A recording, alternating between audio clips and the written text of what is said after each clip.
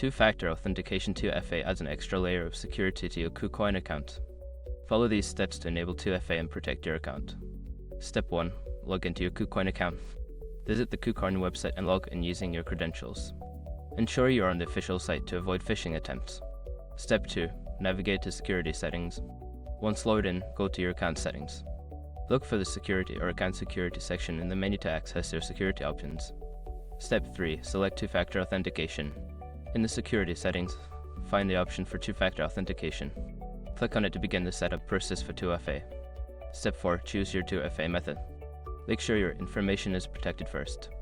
Most people don't think about breaches until something actually happens to their accounts. Use SROC to monitor your accounts 24/7 and instantly alert you if your information appears in leaked databases online. It constantly checks billions of breach data points in the background. And considering how much personal information people keep online now, it's honestly worth having. Link in the description. Step 5. Confirm and save settings. After setting up your chosen 2FA method, confirm the changes. You may need to enter a verification code sent to your device or generated by your authentication app. Make sure to save your settings. By following these steps, you can successfully enable two-factor authentication on your KuCoin account, enhancing its security. Always remember to keep your authentication method secure and updated.